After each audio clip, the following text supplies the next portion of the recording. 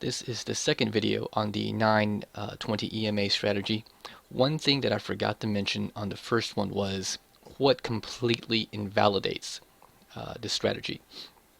So let me just do it, and it'll become a bit clearer than actually talking about it.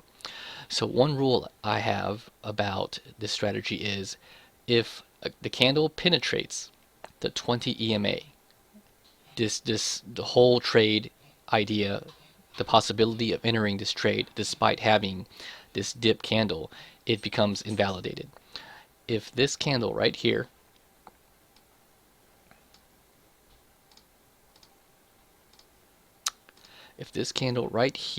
had broken beneath, let me move this, had broken beneath the 20 EMA, even if it closes back above it, once it breaks beneath the 20, this whole thing is no good. Just no good at all. You take it all away.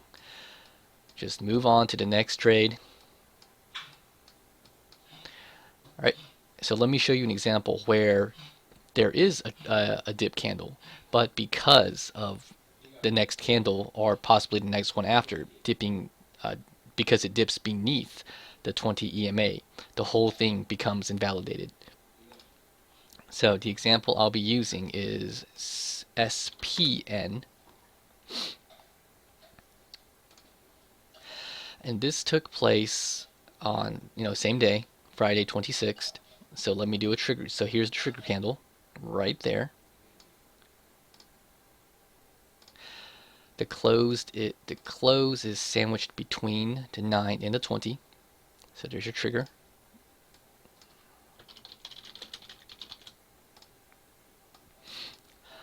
But because this candle right here, it penetrated the 20, so now the whole thing,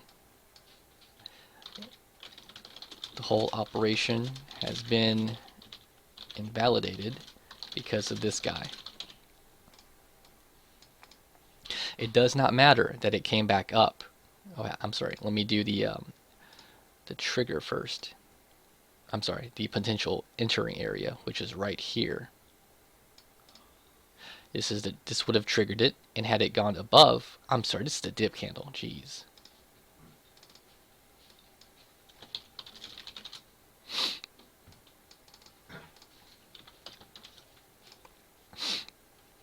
So had this candle right here not cut into the 20 EMA, but rather just went straight back over the high of the dip candle, this guy would have became the trigger candle. But because he cut through the 20 EMA, the whole thing is moot.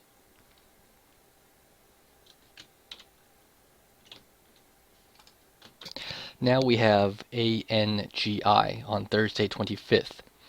And I didn't take this trade, but I did jot it down. And I didn't take it because I don't have a scanner or anything, so I have to do many things manually instead of actively looking for, instead of waiting for a program like Trade Alerts or something to signal to me that something has triggered. Okay, so let's go over ANGI. First thing I look for is the dip candle. It's sandwiched between the 9 and the 20, which is this guy right here.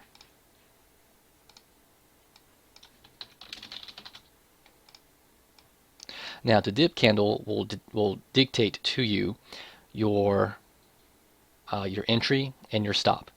Your entry is a cent above it. Whoops, I'm sorry. Your entry is a cent above it, and your stop is a cent below it. Although the stop will vary, but I'll get that in a moment. So the entry looks like, the high of this candle looks like, we'll say 25.70. Okay, so if high of candle is 25.70, your buy stop equals 25.71. Alright, so that's set. Alright, so that's that one. Now as you can see, it closed slightly above the 20 EMA, so it's still in play. Had this candle penetrated the 20 EMA anywhere, no matter how no matter how deep, as long as it stays above it, it's great. So now The trigger candle comes once 2571 goes through. So in this case, it is, one moment, it looks like it'll be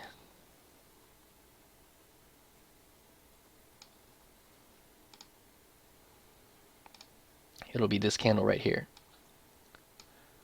So this looks like the trigger candle right here. Trigger candle.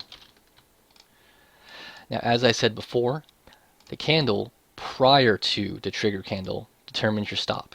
So I'm going to do a red arrow on, this is the guy that determines your stop right here. 1 cent below him. Ugh, go. Okay. So let's assume that the low of this candle, this guy is, we'll say 25.58. All right. 25.58 is the low of the stop determining candle. Therefore, the actual stop is 2557. So if your entry is, give me 1 second. So your buy stop was 2571. Your actual stop is 2557. So difference or risk of 71, 21, 20, and 6, that's 14 cents. 14 cents is your risk.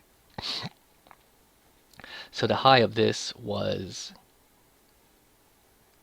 I know this is the high, but you know we can't wait that long, right? So the high of this was about 26.58. Let me bust out the calculator here. 26.58 was potential profit. Your entry is 25.71, so that's an 87-cent reward, assuming you got there. Which, of course, you know, many of us would have just scaled out or taken profit prior. But my point is, you know, there is the potential for you know, good profit on these volatile stocks. All right, so let's do another example. Let's see. Let me close this one. Let's go with what happened on the same day. ARNA. Let me just make sure. Okay, there it is. All right, ARNA. Once again, can you spot the trigger candle? Right here. Closed slightly below the 9 EMA. So this is trigger. I'm sorry, your dip. I keep doing trigger. Dip candle. This is a dip candle. Jeez. There's your dip candle. Your trigger candle. Lucky for us, it comes immediately after. No need to wait. Trigger candle. All right, so let's find out the buy stop and your risk. Dip candle. The high is maybe 816. We'll say 816, which means high equals 816. So your buy stop equals 817. I'm going to make a little asterisk here, and I'll get back to that in a second to explain why I did that. Okay. Dip candle, the high of it is 816. Therefore, your buy stop is 817. So it triggers here. Of course, you know you're in at 817, and your stop, in this case, it's going to be dictated by the dip candle. Normally, if there is a delay before the trigger candle occurs, let's say it triggers, I'm just making this up by the way, if this is the trigger candle, then of course, that's not going to work, but you guys see my point. If this is the trigger candle, then this guy would be your determining stop candle, as I've mentioned before. All right, so let me just do some lines here.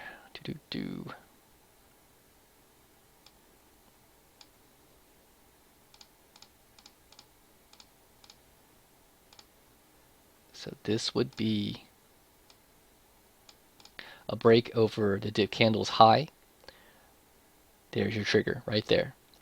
Now, with the asterisk, now as you can see, based on these two candles right here, I'll do an arrow. Oops.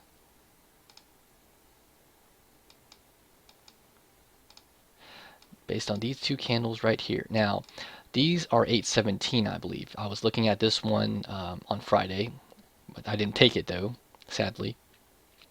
Now, these two candles are at 817, which tells me that, you know what, there might be a wall forming at 817. So buying at 817 is not going to be a wise thing to do. Therefore, instead of buying at 817, I would really suggest that, I would personally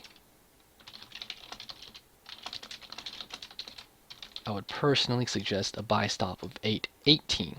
I mean, what if your trigger candle occurs and you're in at 817, but then there's some 500k seller sitting at 817. Well, then you just kind of screwed yourself. And this is why you need to be monitoring level 2 to make sure that there's not some big seller waiting to eat up your stop and then allowing this thing to go dipping again.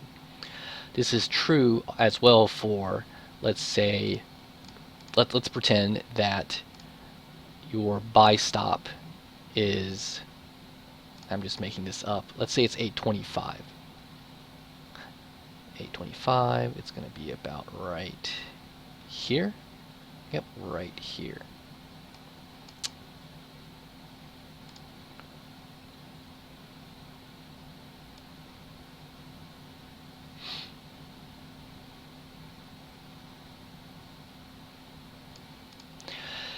When you were in here at the trigger, you can see that 825, a quarter number, was resistance.